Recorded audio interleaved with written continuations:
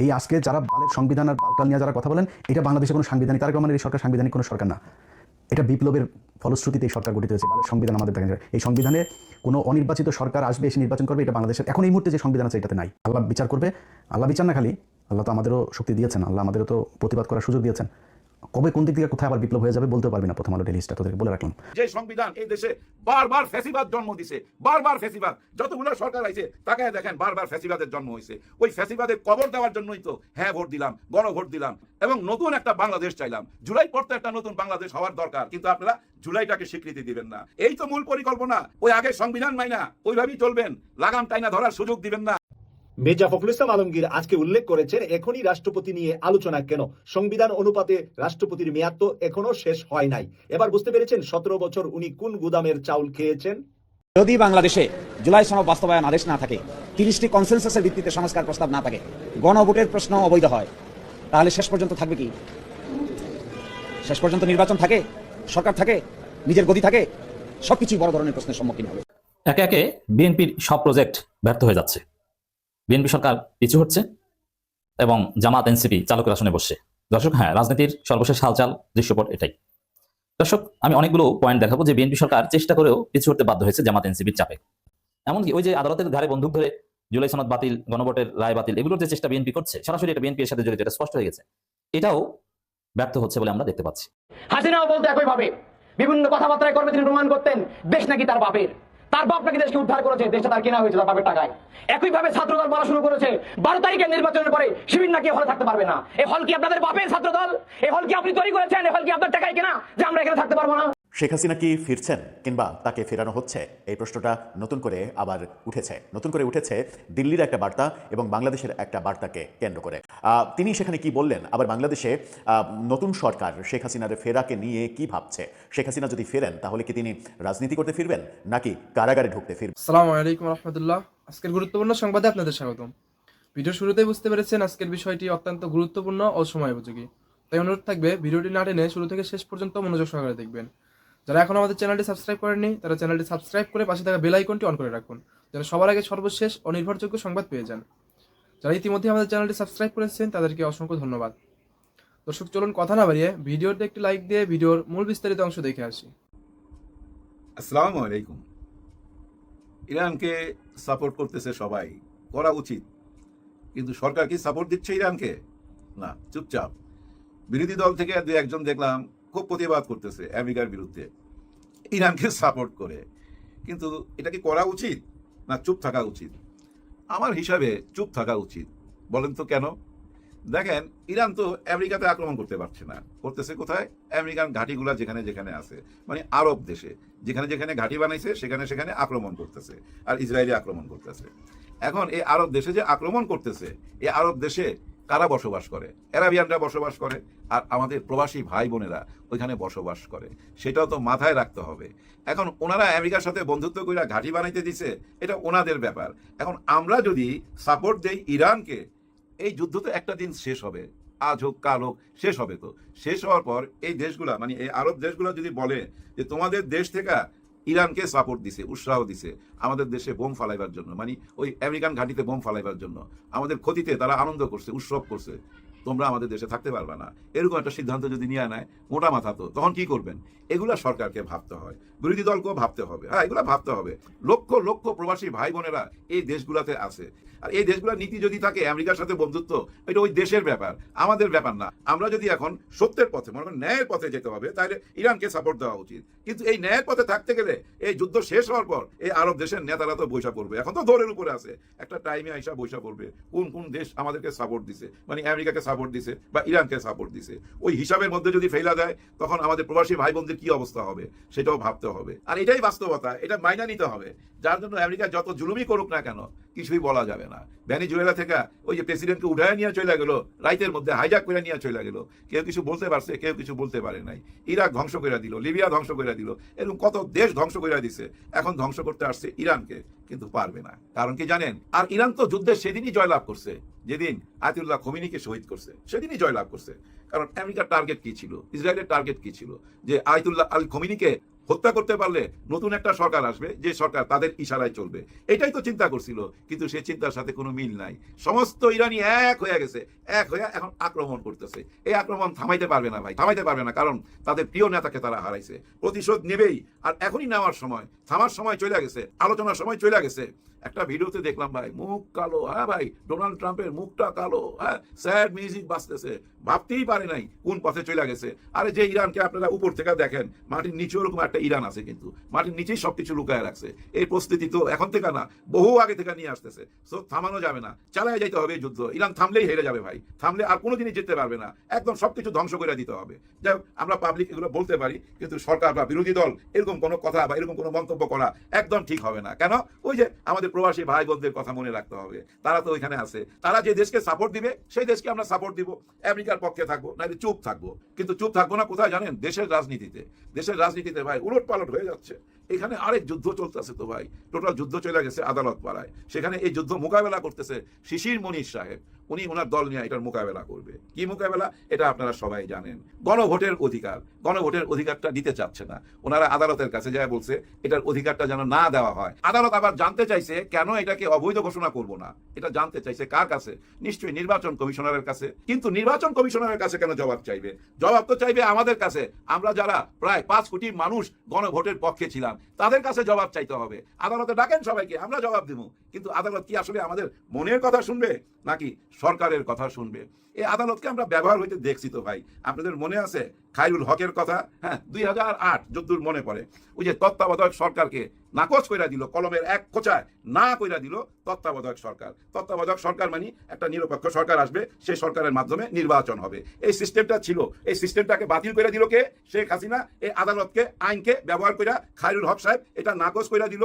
আওয়ামী লীগ সরকার যা চাইছে সেটাই কইরা দিছে এই খায়রুল হক। বর্তমানে এই খায়রুল হক কোথায় জানেন আপনারা? অনেকে জানেন, অনেকে জানেন না। জেলখানায় আছে। কেন উনি জেলখানায় আছে?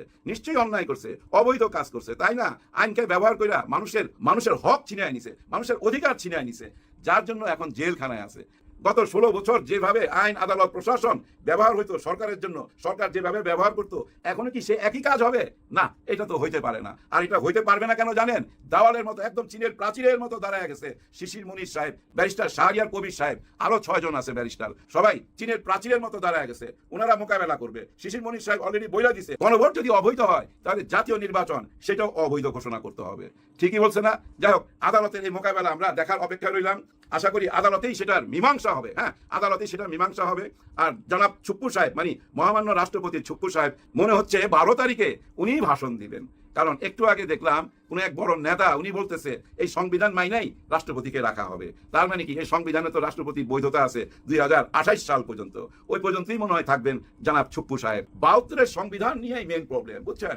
72-এর সংবিধানটাকে চেঞ্জ করতে দিবে না, ওইটা রাখতেই হবে। 24-এর সংস্কারের মধ্য দিয়া এই সংবিধানকে একটু উলট পালট কইরা যে নতুন সংবিধান হওয়ার কথা, যে নতুন স্বপ্ন আমাদেরকে দেখাইছে, এবং যেটা হ্যাঁ না ভোটের মধ্যে দিয়া গণভোট পাস হয়ে গেছে, হ্যাঁ ভোট পাস হয়ে গেছে, সেটাকে এখন অবৈধ ঘোষণা করার জন্য যে পায় তারা চলতেছে এবং আদালতের কাঁধে বন্দুক রাখা যেভাবে স্বীকার করার চেষ্টা করতেছে, এটা দেশকে অস্থিরতার দিকে নিয়ে যাবে।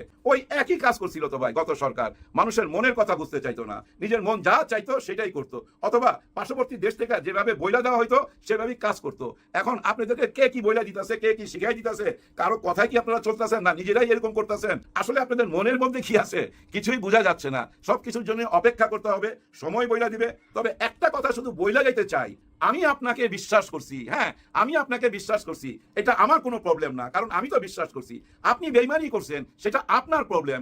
আমরা হ্যাঁ ভোটও দিছি, আবার জাতীয় ভোটও দিছি। তার মানে কি জানেন? আমরা একটা ঘোড়া দিছি এবং ঘোড়ার লাগামও দিছি। এই হ্যাঁ ভোট, গণভোটটা মনে করেন লাগাম, আর ওই যে জাতীয় ভোটটা মনে করেন পাগলা ঘোড়া। যে পাগলা ঘোড়া দাবড়াইছিল 16 বছর শেখ হাসিনা, সেই পাগলা ঘোড়া। কিন্তু সেই পাগলা ঘোড়ার জন্য হ্যাঁ ভোটের মাধ্যমে যে লাগামটা আপনাদের হাতে তুলে দিলাম, সেই লাগামটাকে আপনারা ফেলা দিলেন। এই পাগলা ঘোড়া নিয়ে কত দূর যাইতে পারবেন? আমরা যে লাগামটা দিলাম, সে লাগামটা টাইনা ধরার সুযোগটা আপনারা দিতে চান না, তাই না?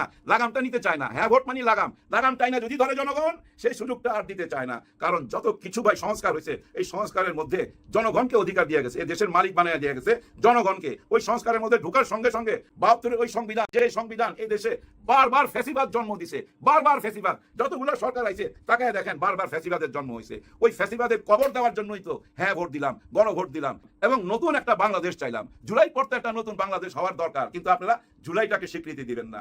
কারণ এই জন্যই দিবেন না, আপনাদের ওই একটাই সম্বল ৭১-এর ওই স্বাধীনতার পক্ষে, আর ওরা রাজাকার ২৪-এর স্বীকৃতি চলে আসলে আর তো রাজাকার বলার সুযোগ থাকে না, যার জন্য ২৪-কে স্বীকৃতি দেওয়া যাবে না।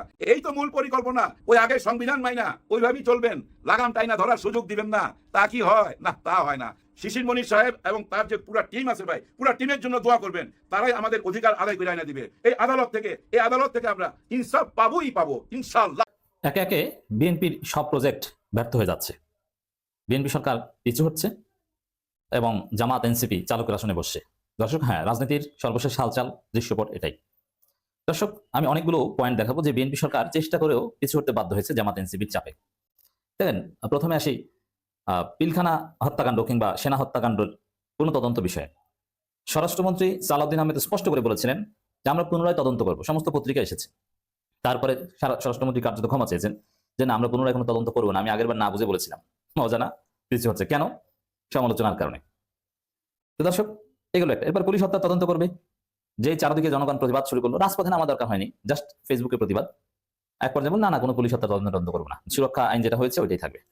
পিছু হটেছে। আরো নানান বিষয় আছে, জাস্ট আমি সিগনিফিকেন্ট দুইটার কথা বললাম। এরপরে এবার আসেন এখনকার মূল টপিক। আওয়ামী লীগের অফিস খোলা, আওয়ামী লীগকে বৈধতা দেয়া। আওয়ামী লীগ বিএনপিকে ভোট দিয়েছে, এই কৃতজ্ঞতার অংশ হিসেবে আওয়ামী লীগের অফিস খুলে দিতে চেয়েছিল বিএনপি, কিন্তু দেখা যাচ্ছে যে খুলে দিয়েছে যারা খুলেছে তাদেরকে বিএনপি সরকার ধরতে বাধ্য হয়েছে, খোলা অফিস বন্ধ করে দিতে বাধ্য হয়েছে। অনেক জায়গায় তো জনতা খোলা অফিস একদম পুড়িয়ে দিয়েছে। এর মানে আওয়ামী লীগকে নিয়ে আরো নানান বিষয় নিয়ে যে পরিকল্পনা করে বিএনপি সরকার, তার উপর তার ইস্তেকামাত থাকতে পারে না, কিছু করতে বাধ্য হয়। সিদ্ধান্ত নিয়েছিল যে সংসদের ডেপুটি স্পিকার দুইটা করবে, একটা বিএনপি নিজে রাখবে, একটা জামাতকে দিবে। কিন্তু পরবর্তীতে এইসব সলচাতুরি বুঝতে পেরে বিএনপি সিদ্ধান্ত নিয়েছে না, ডেপুটি স্পিকার জামাতকে দিবে। যদিও জামাতের এখানে ভিন্ন অবস্থান আছে যে জুলাই সনদ বাস্তবায়ন করার পর তারা ডেপুটি স্পিকার চায়, আগে ভাগেই তারা চায় না। মানে বিএনপি একটা উদ্দেশ্য আছে, ইল মোটিভ আছে। জামাত যেটা মনে করছে যে তাদের পছন্দ মতো যতটুকু ইচ্ছা ততটুকু বাস্তবায়ন করবে, যতটুকু ইচ্ছা করবে না। তা জামাত এই সুযোগটাও দিতে চাচ্ছে না। সংবিধান সংস্কার পরিষদের শপথ বিএনপি নেয়নি, কিন্তু এখন গুঞ্জন শোনা যাচ্ছে যে সংসদের স্পিকার ডেপুটি স্পিকার নির্বাচন করার পরেই তারা সংবিধান সংস্কার পরিষদের শপথ নেবে। রাষ্ট্রপতি চুপ্পুকে রেখে দেওয়ার অ্যাসাইনমেন্ট বিএনপির উপর আছে 2028 সাল পর্যন্ত, কিন্তু চারদিক থেকে যেভাবে চাপ আসছে তাতে অচিরেই রাষ্ট্রপতিকে অভিশংসন করতে বিএনপি বাধ্য হতে পারে। মানে বিএনপি যা চায় সেরকম কিন্তু হচ্ছে না, হয় না। এমনকি যে ফ্যামিলি কার্ড থেকে শুরু করে কৃষক কার্ড, আরো নানান কিছু যেগুলো বিএনপির ইশতেহার ছিল, এগুলো করতে পারবে না। কারণ বিশ্বব্যাপী যে ভয়াবহ অস্থিরতা তৈরি হয়েছে, জ্বালানি তেলের দাম অনিবার্যভাবে যেভাবে বাড়বে, আপনার জ্বালানি স্থাপনাগুলোতে টার্গেট করে হামলা করা হচ্ছে, হরমুজ প্রণালী কার্যত বন্ধ হয়ে যাওয়ার উপক্রম হয়েছে। হরমুজ প্রণালী বন্ধ হলে শুধু বাংলাদেশ না, সারা পৃথিবীতে জ্বালানির দাম এক পর্যায়ে ডাবল হয়ে যাবে এবং ইরান যুদ্ধ এটা স্কেলেট হওয়ার সম্ভাবনা রয়েছে। এমনকি এখন এটা পুরো গালফে ছড়িয়ে পড়তে পারে। আর যদি কোনো রকম চীন এবং রাশিয়া এনগেজড হয় তাহলে তো এটা ওয়ার্ল্ড ওয়ার, যদিও চীন রাশিয়া এই যুদ্ধে অংশগ্রহণ করবে বলে মনে হচ্ছে না। এখন এটা ওয়ার্ল্ড ওয়ার না হলেও একটা regional war, just between 2 or 3 countries, এটা না, পুরো গালফে যুদ্ধ ছড়িয়ে পড়বে। সৌদি আরব, আরব আমিরাত, বাহরাইন, কুয়েত, কাতার সবার উপর অনিবার্যভাবে প্রভাব পড়েছে। এবং ইরানের নীতি এটাই যে আমরা ভালো থাকতে পারবো না, তোমরা কেউ ভালো থাকতে পারবে না। ইরান আক্রান্ত হলে পুরো মধ্যপ্রাচ্য আক্রান্ত হবে, এটা অনিবার্য। তোমার যে যত বড়ই তেল শোধনাগার হোক না কেন, আমরা ভালো রাখবো না, এই বার্তাটা ইরান শুরুতেই দিয়ে দিয়েছে। যার ফলে ভয়াবহভাবে জ্বালানির দাম বাড়বে। আর জ্বালানির দাম বাড়লে মুদ্রাস্ফীতি হবে, মূল্যস্ফীতি হবে, যাতে বিএনপির যে পরিকল্পনাগুলো ফ্যামিলি কার্ড, কৃষক কার্ড, এগুলো আসলে শুরু করতে পারবে না। ফ্যামিলি কার্ড ওটা এমনিতে একটা অবাস্তব থিওরি, এত টাকা নাই ওখানে, জাস্ট ওই যাদের পঙ্গু ভাতা কিংবা বয়স্ক ভাতা আছে ওইগুলো জাস্ট একটা কার্ডে ঢুকিয়ে 2-4 টাকা বাড়িয়ে দিবে। এবং যে পরিমাণ লোককে পঙ্গু ভাতা বা এই ধরনের এই বয়স্ক ভাতা দেওয়া হয়, এর চাইতে বেশি লোককে বিএনপি আদৌ দিতে পারবে না। জাস্ট একটু হাঁক ডাক নাম টাম নিবে, কিন্তু দিন শেষে ফলাফল যে টাকাই নাই, টাকাই থাকবে না। রিজার্ভ কোথায় যে নামে, বাংলাদেশে দুর্ভিক্ষ হলো সেটা অসম্ভব নয়, কারণ দেশের অবস্থা ভালো না, বিশ্বের অবস্থাই ভালো না। বিএনপির কপাল খারাপ, আগের বার যখন বিএনপি ক্ষমতা ছিল তখনও কিন্তু পুরো গালফে অস্থিরতা ছিল। 2006 সালে যে বিএনপি সরকার আমলে বাংলাদেশের ইতিহাসে সবচেয়ে দুঃশাসন ছিল এবং দ্রব্যমূল্যের ঊর্ধ্বগতি সবচেয়ে ভয়ানক ছিল। এটার বিএনপির চাঁদাবাজি সন্ত্রাসী তো কারণ আছেই, তার মধ্যে গালফে একটা অস্থিরতা, এটাও কিন্তু কারণ ছিল। তখন পৃথিবীর বিভিন্ন জায়গায় যুদ্ধ লেগেছিল এবং বিএনপি সরকার পুরো টাইমটাই কিন্তু ওয়ার অন টেরর চলেছিল যুক্তরাষ্ট্রের। তা এতে বিএনপির এমনিতেই কপাল খারাপ ছিল। এবার আবার বিএনপি ক্ষমতায় আসতে না আসতেই এখন আগের বার সেই ওয়ার অন টেরর 2001 থেকে শুরু হয়ে একদম প্রায় 2020-22 পর্যন্ত, 21 সাল পর্যন্ত চলেছে। এখন আবার ইরানে যে অস্থিরতা তৈরি হয়েছে, এটা বিএনপির পুরো মেয়াদে চলে কিনা বলা যায় না। আর পুরো মেয়াদে জ্বালানি তেলের দাম যদি বৃদ্ধিপ্রাপ্ত থাকে তাহলে তো বিএনপির অবস্থা খারাপ। তা কোনো পরিকল্পনা কিন্তু বিএনপির সফল হবে না। বিএনপিকে পাপে ধরেছে হয়তো, কারণ বিএনপি ক্ষমতা আসার সাথে সাথে যেভাবে ধর্ষণ বেড়ে যাচ্ছে, যেভাবে অমানবিকতা, পাশবিকতা বৃদ্ধি পাচ্ছে, তাতে গজব পড়াটা স্বাভাবিক। তো দর্শক, এখানে আওয়ামী লীগ নিয়ে একটা অসাধারণ রাজনীতি। নাহিদ ইসলাম বলেছেন আওয়ামী লীগ যেখানে কার্যক্রম শুরু করবে এনসিপি সেখানে বাধা হয়ে দাঁড়াবে। এখানে বিএনপির একটা পরিকল্পনা হচ্ছে যে আওয়ামী লীগকে তারা একটা স্কেল পর্যন্ত কাজ করতে দিবে, একদম পুরোপুরি আওয়ামী লীগ ফার্স্ট সেকেন্ড হবে তা না, রিফান্ড আওয়ামী লীগকে ফোর্থ ফিফথ একটা দল হিসেবে এক্সিস্ট করতে দিবে তারা, কিন্তু না, এনসিপি তাও দিবে না, নিষিদ্ধ। আওয়ামী লীগ নামে কোনো দল বাংলাদেশে আর থাকবে না।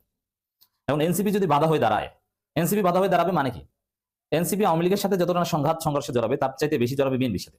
সংসদে বিএনপিকে দায়ী করবে, আওয়ামী লীগের পুনর্বাসনকারী হিসেবে বিএনপিকে আখ্যায়িত করবে সংসদে এবং ঢাকায়। দেশব্যাপী নারায়ণগঞ্জে কিংবা পঞ্চগড়ে আওয়ামী লীগ অফিস করলে সেই অফিসে আগুন দেওয়ার দরকার নেই, বিএনপিকে দায়ী করবে। এতেই বিএনপি বাধ্য হবে। আরো বিএনপির তো হাজারো দুর্নাম আছে, এগুলো সব সংসদে পেপার কাটিং সহ ওরা উপস্থাপন করবে, যাতে বিএনপি এক পর্যায়ে বাধ্য হবে আওয়ামী লীগ পুনর্বাসন থেকে পিছু হটতে এবং আওয়ামী লীগকে ধরতে বাধ্য হবে। যে দেখেন আইবির জামিন, আবার আইবি সহ অ্যারেস্ট, আর হ্যাঁ কিছুদিনের জন্য মুক্তি পেলেও আবার ধরবে। আইবির যদি এই অবস্থা হয় যে আইবি আওয়ামী লীগের মূল ধারায় ছিল না, তাহলে মূল আওয়ামী লীগ যারা গ্রেপ্তার হয়েছে এদের কপালে বিপদ আছে। ইউনূস থাকলে তো একটা বিষয় ছিল যে কয়েকজন ফাঁসি টাসি হয়ে যেত, এখন ফাঁসিও হবে না, মুক্তিও পাবে না, এরকম ঝুলন্ত অবস্থায় ওদের ভাগ্য থাকবে। এটা আরো বেশি কষ্টের, তার চাইতে ফাঁসি হয়ে যাওয়া একদিক থেকে ভালো। প্রতিত আওয়ামী লীগ দেশের যেখানে কার্যক্রম শুরু করার অপচেষ্টা করবে এনসিপির কর্মীরা সেখানে বাধা হয়ে দাঁড়াবে। এনসিপি আর আওয়ামী লীগ একসঙ্গে থাকতে পারে না বলে হুঁশিয়ারি জানিয়েছেন জাতীয় নাগরিক পার্টি এনসিপির আহ্বায়ক নাহিদ ইসলাম। তিনি আরো সংস্কার বিষয়টি গণভোটে নির্ধারিত হয়ে গেছে, জনগণের এই স্বতঃস্ফূর্ত রায়কে আদালতের মাধ্যমে অস্বীকার করার অপচেষ্টা চলছে, এটা হয়তো হবে, এর পরিণতি ভয়াবহ হবে, আর সতর্ক নেই ছাত্রদের। এমনকি ওই যে আদালতের ঘাড়ে বন্দুক ধরে জুলাই সনদ বাতিল, গণভোটের রায় বাতিল, এগুলোর যে চেষ্টা বিএনপি করছে, সরাসরি এটা বিএনপি এর সাথে জড়িত, এটা স্পষ্ট হয়ে গেছে, এটাও ব্যর্থ হচ্ছে বলে আমরা দেখতে পাচ্ছি। বলছিলাম শেখ হাসিনা কি ফিরছেন কিংবা তাকে ফেরানো হচ্ছে। আন্তর্জাতিক অপরাধ ট্রাইব্যুনালে যে মামলায় তাকে মৃত্যুদণ্ড দেওয়া হয়েছে, এছাড়া আরও একাধিক মামলায় অনেক বছরের কারাদণ্ডও তার হয়েছে, দুদকের মামলায় কারাদণ্ড হয়েছে। সব মিলিয়ে শেখ হাসিনা যদি বাংলাদেশে ফেরেন তাহলে তাকে ফাঁসির দড়ির সামনে থাকতে হবে, অর্থাৎ ফাঁসির দড়িকে বরণ করে নেওয়ার জন্য ফিরতে হবে, এরকম অনেকে বলেন। কিন্তু আদৌ কি শেখ হাসিনার মতো একজন, তার বিরুদ্ধে যত অভিযোগই থাকুক না কেন, তার বিরুদ্ধে একটা অভিযোগ প্রমাণিত হয়েছে বলেও আদালতের দাবি, কিন্তু শেখ হাসিনা রাজনীতিবিদ হিসেবে যে মানে তিনি যে বিচক্ষণ সেটা অবশ্য অস্বীকার কেউ করেন না। একটা ব্যাপার, শেখ হাসিনার অনেক নেগেটিভ ব্যাপার আছে, একটা পজিটিভ ব্যাপার মানে অপ্রাসঙ্গিকভাবে বলে আমরা প্রসঙ্গে ফিরে যাব। সেই ব্যাপারটা হচ্ছে আমরা তার শাসনামলে দীর্ঘ 15.5 বছরের একটানা শাসনামলে যেটা দেখেছি সেটা হচ্ছে যে তিনি কূটনৈতিকভাবে অত্যন্ত ঝানু দেশ প্রধান হিসেবে কাজ করেছেন, ঝানু একজন ব্যক্তি হিসেবে কাজ করেছেন। কিভাবে? একই সঙ্গে তিনি আমেরিকার সঙ্গে সম্পর্ক ঠিক রেখেছেন, চীনের সঙ্গে সম্পর্ক ঠিক রেখেছেন, ব্যবসা ঠিক রেখেছেন, রাশিয়ার সঙ্গে ব্যবসা ঠিক রেখেছেন, ভারতের সঙ্গে সম্পর্ক ঠিক রেখেছেন। একই সাথে এই 4 পরাশক্তির সঙ্গে সম্পর্ক ঠিক রাখা এবং বাংলাদেশের ব্যবসাতে বিভিন্নভাবে তাদেরকে ইনভলভ করা, পদ্মা সেতুতে চীনকে ইনভলভ করা, পরমাণু বিদ্যুতে রাশিয়াকে ইনভলভ করা, ভারতের সঙ্গে দ্বিপক্ষীয় সম্পর্ক তৈরি করা, আমেরিকার সঙ্গে সম্পর্ক ঠিক রাখা, যেখানে আমেরিকার একেবারে প্রকাশ্য শত্রু হচ্ছে রাশিয়া এবং চীন, সেই ব্যাপারগুলো তিনি কিন্তু কূটনৈতিকভাবে খুবই দক্ষতার সঙ্গে সামাল দিয়েছিলেন। যে ব্যাপারটা সামাল দিতে ব্যর্থ হতে দেখেছি আমরা, তারপরে দায়িত্ব নেওয়া অন্তর্বর্তী সরকার প্রফেসর ইউনূস সরকারকে। সে যাই হোক, সেটা শেখ হাসিনার শাসনামলের একটা পজিটিভ দিক হয়তো, কিন্তু তার শাসনামলে বহু নেগেটিভ দিক আছে বলেই তো তিনি প্রশ্নবিদ্ধ হয়েছেন, এবং সেই প্রশ্নবিদ্ধ হওয়ার ফলে তার সরকারের পতন হয়েছে। এবং তার সরকারের পতন হওয়ার পরে আমরা যে প্রত্যাশা করেছিলাম যে প্রফেসর ইউনূস একটা নতুন দৃষ্টান্ত স্থাপন করবেন বাংলাদেশে, সেই প্রত্যাশা অবশ্য আমাদের পূর্ণ হয়নি। এখন দেখার বিষয়, নতুন যে সরকার এসেছে বিএনপি সরকার, তারা সেই মানে অধরা স্বপ্নকে বাস্তবায়ন করতে পারে কিনা, তারা সেই প্রত্যাশা বাস্তবায়ন করতে পারে কিনা। সম্প্রতি শেখ হাসিনার একটা অডিও বেশ ভাইরাল হয়েছে, এবং সেই অডিওটা গত 2 দিন ধরে সামাজিক যোগাযোগ মাধ্যমে ঘুরছে খুব। সেখানে শেখ হাসিনাকে দেশে ফেরার ব্যাপারে বলতে শোনা গেছে। কি বলছেন তিনি বলছেন, দেশে আমি ফিরবো, খুব শীঘ্রই ফিরবো। কিন্তু তার আগে আপনারা নতুন যে সরকার এসেছে তাদের শাসনামলে একটু দেখে নিন, এই কথা তাকে বলতে শুনেছি আমি তার অডিওতে। এছাড়া তিনি এটাও বলেছেন যে আমি প্রফেসর ইউনূস সম্পর্কে যে সকল কথা বলেছিলাম সেই সব কথা দেশের মানুষ বিশ্বাস করতে চায়নি। কিন্তু প্রফেসর ইউনূসের, তিনি তো আর প্রফেসর ইউনূস বলেন না, অন্য কিছু বলেন, যাই হোক, প্রফেসর ইউনূসের শাসনামল দেখার পরে জনগণ বুঝতে পেরেছে যে আমি তার সম্পর্কে যা বলেছিলাম সেগুলো সত্য নাকি মিথ্যা, সেগুলো যে সত্যি প্রমাণিত হয়েছে সেটা এখন জনগণ টের পাচ্ছে। সুতরাং জনগণের নতুন যে সরকার এসেছে তাদের শাসনামলও দেখা উচিত, তাদের শাসন কিছুদিন তারা দেখুক, দেখে যখন তারা মনে করবে যে কে ভালো ছিল কে মন্দ ছিল, তখন আমি দেশে ফিরব। তার মানে তিনি একবার বলছেন দেশে ফিরবেন, ফাঁসির যে আদেশ রয়েছে সেই আদেশকে তোয়াক্কা করবেন না, তোয়াক্কা না করেই তিনি ফিরবেন, কিন্তু তিনি বলছেন যে এই বর্তমান সরকারের শাসনামল জনগণ দেখে নিক। এখন তিনি কতদিন এই শাসনামল জনগণকে দেখার কথা বলছেন সেটা কিন্তু অস্পষ্ট।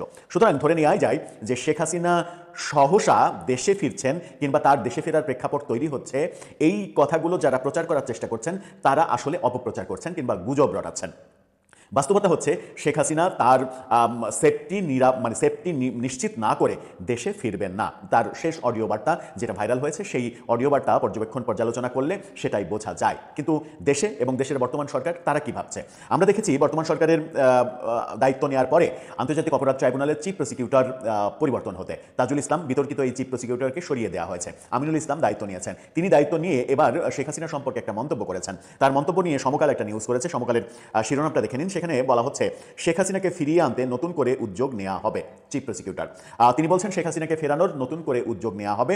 এর আগে তিনি বলেছিলেন যে এই আন্তর্জাতিক অপরাধ ট্রাইব্যুনালের রায় হওয়া মামলাগুলোও তিনি আবার যাচাই বাছাই করবেন যে সেখানে কোনো অসঙ্গতি আছে কিনা। এবার তিনি বলছেন শেখ হাসিনাকে ফিরিয়ে আনার নতুন উদ্যোগ নেওয়া হবে। আমরা দেখেছি প্রফেসর ইউনূসের সরকার শেখ হাসিনাকে ফেরানোর অনেক চেষ্টা করেছে মুখে মুখে, আদতে তারা আসলে কোনো চেষ্টাই করেনি। কারণ কোনো দেশের সঙ্গে বিদ্বেষমূলক সম্পর্ক তৈরি করে সেই দেশ থেকে আপনি একজনকে নিয়ে আসবেন সমঝোতার মাধ্যমে, সেটা তো হয় না। এটা তো মানে মামার হাতের মোয়া না যে আপনি চাইলেই মানে আপনি একদিকে সম্পর্ক বন্ধুত্বপূর্ণ রাখবেন না, আবার একটা চাইবেন যে বন্ধু তুমি এটা দাও, আর বন্ধু গলা জড়িয়ে ধরে সেটা দিয়ে দেবে, সেটা তো হয় না। প্রফেসর ইউনূস আদতে শেখ হাসিনাকে ফেরত আনতেও চাননি, ভারতের সঙ্গে সম্পর্ক উন্নয়ন করতেও চাননি। প্রফেসর ইউনূস যেটা চেয়েছেন সেটা হচ্ছে সস্তা ভারত বিরোধী রাজনীতি ছড়িয়ে দিয়ে জনপ্রিয়তা অর্জন করতে চেয়েছেন।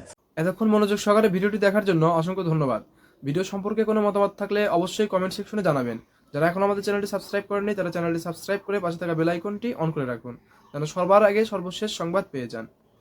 যারা ইতিমধ্যে সাবস্ক্রাইব করেছেন তাদেরকে অসংখ্য ধন্যবাদ। দর্শক সবাই ভালো থাকুন, সুস্থ থাকুন, আল্লাহ হাফেজ।